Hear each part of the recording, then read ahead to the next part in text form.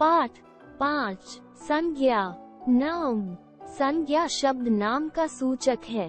संसार में जितने भी तत्व और भाव हैं, सभी का कोई न कोई निश्चित नाम, गुण, अवस्था आदि अवश्य है। किसी भी प्राणी, स्थान, वस्तु, अवस्था, गुण या भाव के नाम का बोध करवाने वाले शब्द को संज्ञा कहते हैं। संज्ञा के भेद। संज्ञा के प्रमुख 3 भेद हैं: व्यक्तिवाचक संज्ञा, जातिवाचक संज्ञा, भाववाचक संज्ञा। 1. व्यक्तिवाचक संज्ञा किसी विशेष व्यक्ति, वस्तु या स्थान के नाम का बोध कराने वाले शब्दों को व्यक्तिवाचक संज्ञा कहते हैं। जैसे ताजमहल आगरा में है। रामचरितमानस तुलसीदास की श्रेष्ठ रचना है। उपर्युक्त वाक्यों में ताजमहल, आगरा, रामचरितमानस, तुलसीदास संज्ञा शब्द हैं। तुलसीदास व्यक्ति का, आगरा स्थान का, ताजमहल विशेष इमारत का तथा रामचरितमानस विशेष पुस्तक का नाम है।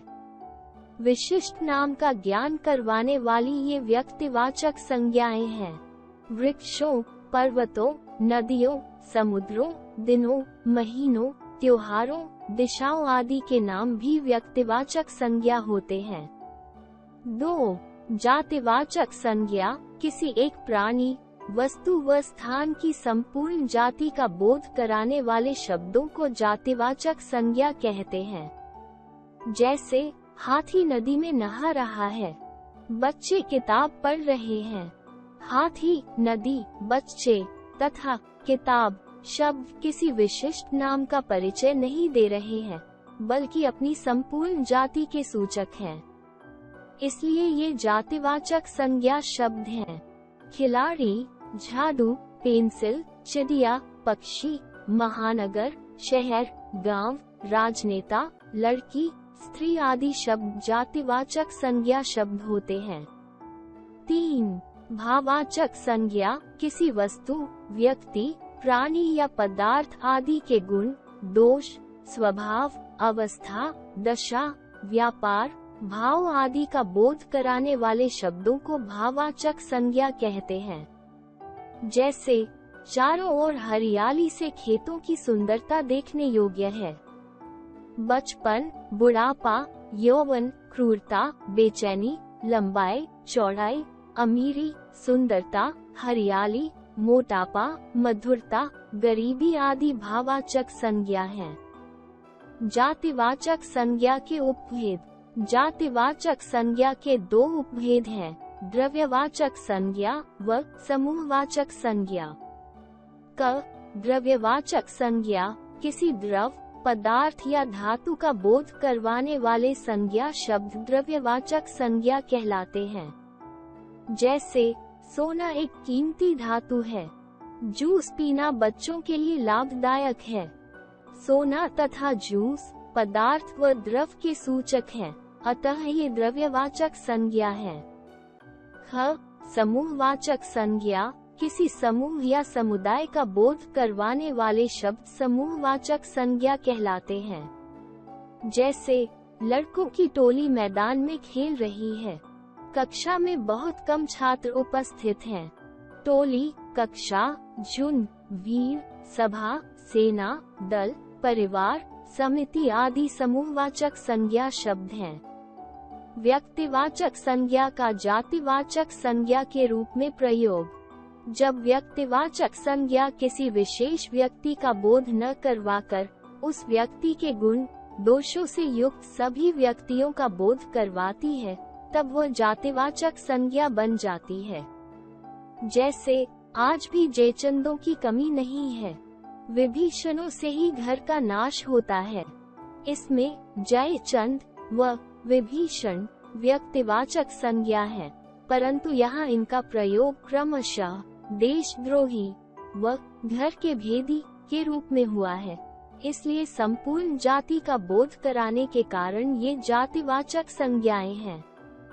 जातिवाचक संज्ञा का व्यक्तिवाचक संज्ञा के रूप में प्रयोग। जब जातिवाचक संज्ञा शब्द किसी जाति का बोध न करवाकर किसी व्यक्ति अथवा स्थान विशेष का बोध कराती है, वहाँ जातिवाचक संज्ञा व्यक्तिवाचक संज्ञा बन जाती है।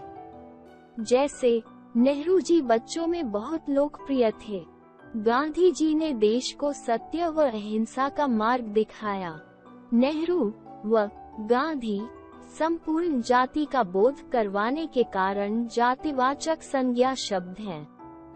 परंतु यहाँ नेहरू तथा गांधी से अभिप्राय क्रमशः जवाहरलाल नेहरू तथा महात्मा गांधी से है, इसलिए यहाँ जातिवाचक संज्ञाएं व्यक्तिवाचक संज्ञा शब्दों के रूप में प्रयुक्त हुई हैं। भाववाचक संज्ञा शब्दों का जातिवाचक संज्ञा के रूप में प्रयोग। भाववाचक संज्ञा शब्द एकवचन में प्रयुक्त होते हैं।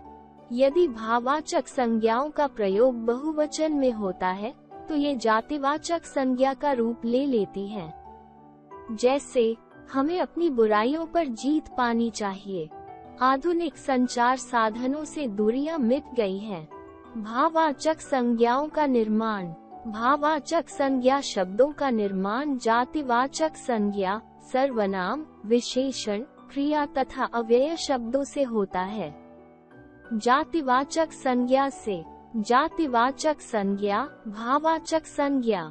अतिथि, आतिथ्य, कवि, कवित्व, किशोर, कैशोर्य, तरुण, तरुणाई, पुरुष, पौरुष या पुरुषत्व, बालक, बालकपन, इंसान, इंसानियत, कुमार, कौमार्य, देव, देवत्व, दास, दासता, प्रभु, प्रभुत्व, बूढ़ा, बुढ़ापा।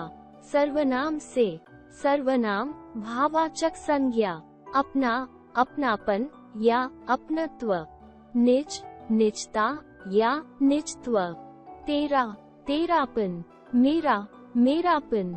विशेषण से विशेषण, भाववाचक संज्ञा, अनिवार्य, अनिवार्यता, आलसी, आलस्य, ईमानदार, ईमानदारी, उपयोगी, उपयोगिता, कमजोर, कमजोरी, काला, कालापन या कालिमा, खारा, खारापन, गरीब, गरीबी, दक्ष, दक्षता, नवीन, नवीनता, मधुर, मधुरता, स्वस्थ, स्वास्थ्य, अधिक, अधिकता, आवश्यक, आवश्यकता, उचित, औचित्य, कुलीन, कुलीनता, कुशाग्र, कुशाग्रता, खट्टा, खट्टापन या खटास, चतुर, चतुराई, दुर्लभ, दुर्लभता, धीर, धीरता या धैर्य, बुद्धिमान, बुद्धिमता या बुद्धिमानी, मीठा, मिठास, स्तब्ध, स्तब्धता।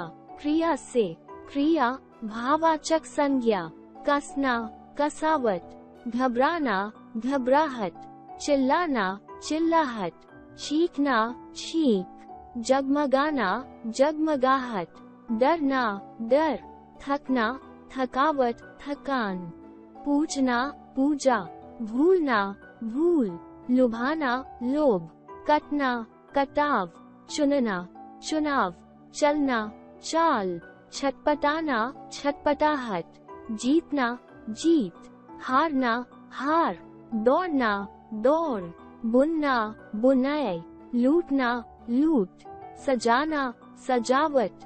अव्यय से अव्यय, भाववाचक संज्ञा, जल्दी, जल्दबाजी, दूर, दूरी, शीघ्र, शीघ्रता, निकट, निकटता, अलग, अलगाव, समीप, समीपता, सामीप्य।